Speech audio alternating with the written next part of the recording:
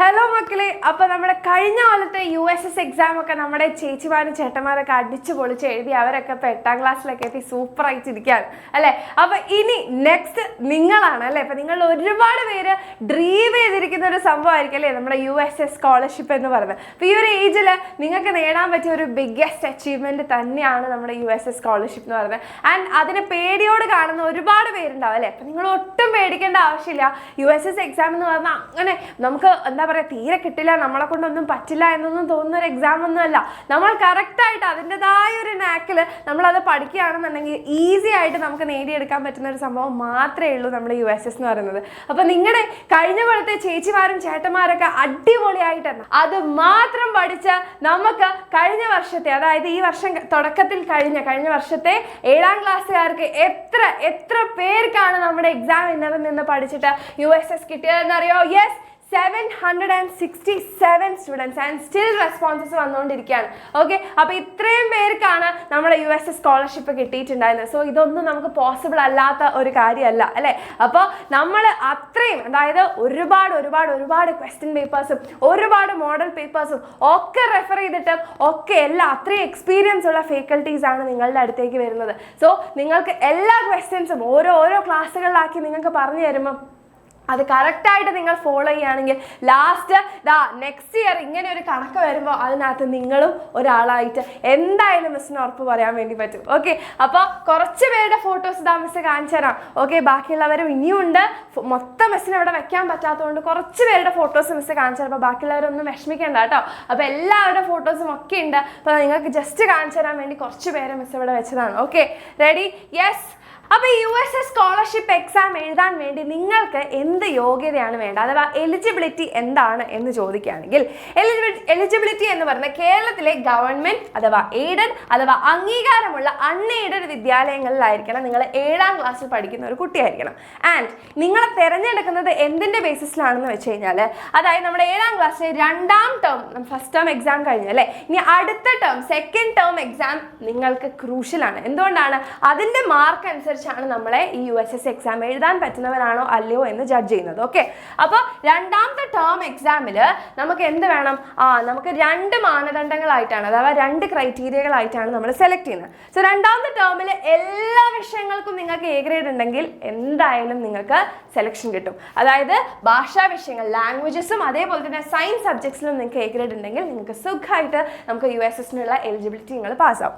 Okay, and 2ാമത് നോക്കിയേ, നമ്മുടെ ലാംഗ്വേജസ് 2 പേപ്പറുകൾക്ക് A ഗ്രേഡും 1ന് B ഗ്രേഡുമാണ്. അതേപോലെ തന്നെ നമ്മുടെ സയൻസ് സബ്ജക്റ്റായ maths, basic science, social science, അടിസ്ഥാന ശാസ്ത്രം, സാമൂഹ്യ ശാസ്ത്രം, അതേപോലെ തന്നെ ഗണിതം, ഇതിൽ 2 A ഗ്രേഡും 1ന് B ഗ്രേഡും.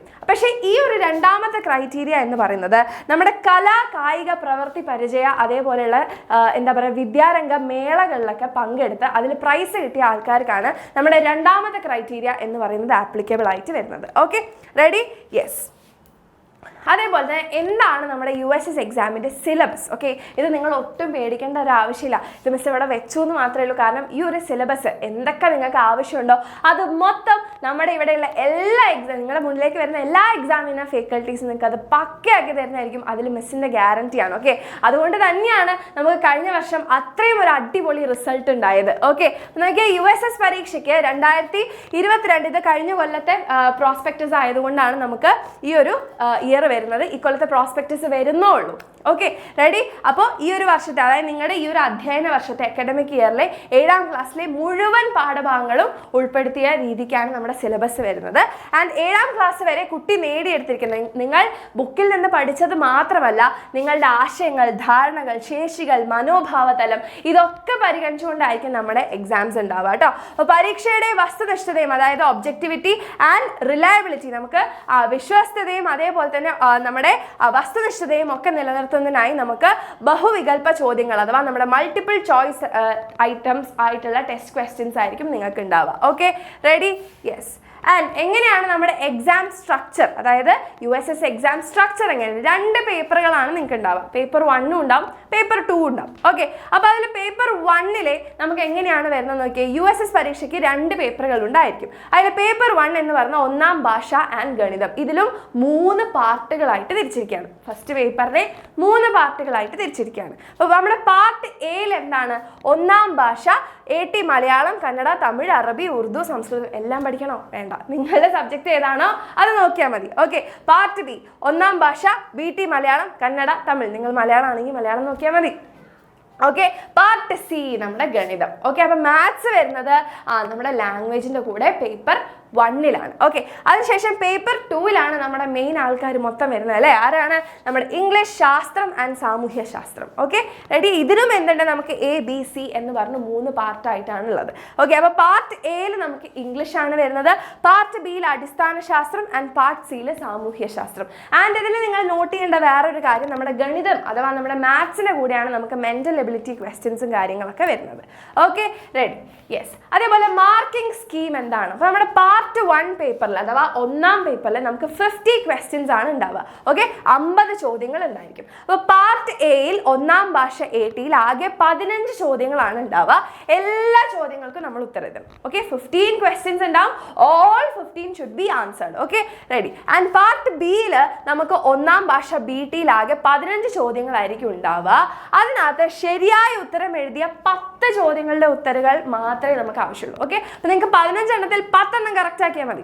ഓക്കെ, ബാക്കി 5 എണ്ണം നിങ്ങൾക്ക് അറിയില്ലെങ്കിൽ വേണ്ട, അപ്പോൾ 10 എണ്ണം നിങ്ങൾ കറക്റ്റ് ആക്കിയാൽ മതി. ഓക്കെ, അപ്പോൾ ആദ്യത്തേൽ 15-ൽ 15, രണ്ടാമത്തേൽ നമ്മൾ 15-ൽ 10 എണ്ണം എഴുതിയാൽ മതി. ആൻഡ് പാർട്ട് സിയിൽ ഗണിതം ആകെ 20 ചോദ്യങ്ങളാണ്. പക്ഷെ അവിടെ നമുക്ക് വേറെ ഓപ്ഷൻ ഇല്ല, എല്ലാ ചോദ്യങ്ങൾക്കും നമ്മൾ ഉത്തരം എഴുതണം. Okay, ready? ആൻഡ് നമ്മുടെ പേപ്പർ 2 രണ്ടാമത്തെ പേപ്പറിൽ 55 ചോദ്യങ്ങളാണ് നമുക്ക് ഉണ്ടാവുക. അതിൽ പാർട്ട് എയിൽ നമുക്ക് ഇംഗ്ലീഷ് ആണ് അല്ലേ? അപ്പോൾ ഇംഗ്ലീഷിൽ ആകെ 15 ചോദ്യങ്ങളാണ്. അതും നമുക്ക് ഒരു നിവർത്തിയില്ല, 15 എണ്ണത്തിനും എഴുതിയേ പറ്റൂ. ഓക്കെ, പാർട്ട് ബിയിൽ നമുക്ക് അടിസ്ഥാന ശാസ്ത്രം ആകെ 20 ക്വസ്റ്റ്യൻസ് ഉണ്ടാവും. ശരിയായ ഉത്തരം എഴുതേണ്ടത് 15 ചോദ്യങ്ങൾക്ക് മാത്രമാണ്. ഓക്കെ, 15 ചോദ്യങ്ങൾക്ക് മാത്രമാണ് നമ്മൾ ശരിയായിട്ട് ഉത്തരം എഴുതേണ്ടത്. ആൻഡ് പാർട്ട് സിയിൽ നമുക്ക് നമ്മുടെ സോഷ്യൽ സയൻസ് അഥവാ നമ്മുടെ സാമൂഹ്യ ശാസ്ത്രത്തിൽ 20 ക്വസ്റ്റ്യൻസ് വരുന്നുണ്ട്. ആൻഡ് 15 ചോദ്യങ്ങളുടെ ഉത്തരങ്ങൾ മാത്രം നിങ്ങൾ എഴുതിയാൽ മതി. അപ്പോൾ ടോട്ടൽ നമുക്ക് എത്രയാണ് വരുന്നത് മക്കളെ? ടോട്ടൽ നമുക്ക് 90 ക്വസ്റ്റ്യൻസ് ആണ് നമ്മൾ കറക്റ്റ് ആയിട്ട് ആൻസർ ചെയ്യേണ്ടത്. Okay, 90 questions. അപ്പോൾ ഇങ്ങനെയാണ് നമ്മുടെ മാർക്കിംഗ് സ്കീം വരുന്നത്. അപ്പോൾ നമ്മുടെ ഷീറ്റ് എങ്ങനെയാണ്? നമ്മുടെ ആൻസർ ഷീറ്റ് നമ്മളിങ്ങനെ എസ്സേ അടിച്ച് വിടാണോ? അല്ല, നമ്മൾ നേരത്തെ പറഞ്ഞു മൾട്ടിപ്പിൾ ചോയ്സ് ക്വസ്റ്റ്യൻ ആണ് അല്ലേ? അപ്പോൾ നിങ്ങൾക്ക് 4 ചോയ്സ് ഉണ്ടാവും. ABCD എന്ന് പറഞ്ഞിട്ട് നമുക്ക് എന്തുണ്ടാവും? 4 ചോയ്സ് ഉണ്ടാവും അല്ലേ? അപ്പോൾ ആ 4 ചോയ്സിൽ ഏതാണ് കറക്റ്റ് ആൻസർ എന്നുള്ളത് നിങ്ങൾ കറക്റ്റ് ബബിൾ ചെയ്യണം. ABCD ഉണ്ടെങ്കിൽ എയും ബി ഒന്നിച്ചൊന്നും ബബിൾ ചെയ്യാൻ പാടില്ല അല്ലേ? A ആണെങ്കിൽ A മാത്രമേ ബബിൾ ചെയ്യാൻ പാടുള്ളൂ. കാരണം ഇത് മനുഷ്യനല്ല നോക്കുന്നത്, കമ്പ്യൂട്ടറാണ് നോക്കുന്നത്. ഇപ്പോൾ മിസ്സാണെങ്കിൽ പറയും, അയ്യോ പാവല്ലേ ആ കുട്ടിക്ക് മാർക്ക്, അതിന് അറിയുന്നുണ്ടാവും, മാർക്ക് കൊടുക്കുക, ഒരു മാർക്ക് എന്ന് വിചാരിച്ച് മിസ്സിന് വേണമെങ്കിൽ തരാൻ പറ്റും. പക്ഷെ നമ്മുടെ കമ്പ്യൂട്ടർ അങ്ങനത്തെ മനസാക്ഷിയൊന്നും ഇല്ലാത്ത ആളാണ്. തെറ്റി കഴിഞ്ഞാൽ തെറ്റി പോയി. അപ്പോൾ എന്ത് ചെയ്യണം? കറക്റ്റ് നോക്കി ബബിൾ ചെയ്യണം. അതേപോലെ നമ്മൾ റോൾ നമ്പറും കാര്യങ്ങളൊക്കെ എഴുതുന്ന സമയത്ത് അതൊക്കെ കറക്റ്റായിട്ട് ബബിൾ ചെയ്തിട്ടില്ലെങ്കിൽ കമ്പ്യൂട്ടർ നിങ്ങളെ ഡിസ്ക്വാളിഫൈ ചെയ്യും. ഓക്കെ, അപ്പോൾ അത് വളരെ നന്നായി ശ്രദ്ധിക്കുക. ആൻഡ് നമ്മൾ ഈ ഫസ്റ്റ് സംഭവമൊക്കെ ഫില്ല് ചെയ്യുമ്പം എന്തെങ്കിലും പ്രശ്നം ഉണ്ടെങ്കിൽ പേടിച്ച് മിണ്ടാതിരിക്കരുത്. നമ്മൾ ടീച്ചറുടെ അടുത്തൊന്ന് ചോദിക്കുക ഇങ്ങനെ പറ്റിപ്പോയി എന്ന് പറഞ്ഞാൽ അവിടുന്ന് തന്നെ അത് മാറ്റി വാങ്ങാനുള്ള എന്തെങ്കിലും ഒരു സംഭവം നമുക്ക് ചെയ്യാൻ വേണ്ടി പറ്റും. പക്ഷേ എക്സാം എഴുതി കഴിഞ്ഞ് കൊടുത്തു കഴിഞ്ഞാൽ പിന്നെ നമുക്കൊന്നും ചെയ്യാൻ വേണ്ടി പറ്റില്ല. ഓക്കെ, അപ്പോൾ ഈ ഓൾമാർ ഷീറ്റിലാണ് നിങ്ങൾ ഈ ഒരു എക്സാം എഴുതാൻ വേണ്ടി പോകുന്നത്. റെഡി? അപ്പോൾ എങ്ങനെയാണ് നമുക്ക് ആർക്കൊക്കെയാണ് ഈ ഒരു സ്കോളർഷിപ്പ് കിട്ടാന്ന് ചോദിച്ചു കഴിഞ്ഞാൽ 2 പേപ്പറുകൾക്കും കൂടി ആകെ നമുക്ക് എത്രയാണ്? 90 മാർക്സിനാണ് നമുക്ക് ക്വസ്റ്റ്യൻസ് ഉള്ളത്. അതിനകത്ത് 63 സ്കോർ, അതായത് 70% മേലെ, അതായത് 63 മാർക്കിന് അഥവാ 63 മാർക്കിൻ്റെ മേലെ നമുക്ക് കിട്ടുകയാണെങ്കിൽ നമുക്ക് USS സ്കോളർഷിപ്പ് കിട്ടി. Okay, ready? അതിനകത്ത് തന്നെ ഗിഫ്റ്റഡ് ചിൽഡ്രൻ എന്നൊക്കെ പറഞ്ഞ് ഓരോ ഡിസ്ട്രിക്റ്റിൽ നിന്നും കുറച്ചല്ലാതെ നല്ല മാർക്കുള്ള കുറച്ചുകൂടി മക്കളെ വേറെ സെലക്ട് ചെയ്യും. ഓക്കെ, അതല്ലാതെ USS സ്കോളർഷിപ്പ് ആർക്കൊക്കെ കിട്ടുമെന്ന് ചോദിച്ചു കഴിഞ്ഞാൽ 63 മാർക്കിന് മേലെയുള്ള എല്ലാവർക്കും USS സ്കോളർഷിപ്പ് കിട്ടി. അപ്പോൾ എല്ലാവർക്കും ഓൾ ദി വെരി ബെസ്റ്റ്. നമ്മൾ USS എക്സാം അടിച്ചു പൊളിച്ച് തകർത്ത് എഴുതുന്നതായിരിക്കും. എക്സാമിനറിലെ എല്ലാ ഫാക്കൽറ്റീസും നിങ്ങളുടെ ഒപ്പം ഉണ്ടാവും. അപ്പോൾ എന്നാണ് എങ്ങനെയൊക്കെയാണ് ക്ലാസ്സസ് എന്നുള്ള കാര്യങ്ങളൊക്കെ നിങ്ങളിലേക്ക് വഴിയെ എത്തുന്നതായിരിക്കും. അപ്പോൾ ഒന്നുകൊണ്ടും പേടിക്കേണ്ട, ഇതൊക്കെയാണ് നമുക്ക് USSന് ആവശ്യമുള്ള കാര്യങ്ങൾ. ഇനി എങ്ങനെ USSന് പഠിക്കണം എന്നുള്ളത് നമ്മുടെ എക്സാമിനർ നിങ്ങൾക്ക് സെറ്റാക്കി തരുന്നതായിരിക്കും വഴിയെ. ഓക്കെ, അപ്പോൾ എല്ലാവരും ഫുൾ റെഡി ആയിട്ടിരിക്കുക, എല്ലാവരും കോൺഫിഡൻ്റ് ആയിട്ടിരിക്കുക. നമ്മൾ USS എക്സാം എന്തായാലും ക്രാക്ക് ചെയ്യും. അപ്പോൾ ഓൾ ദി വെരി ബെസ്റ്റ്.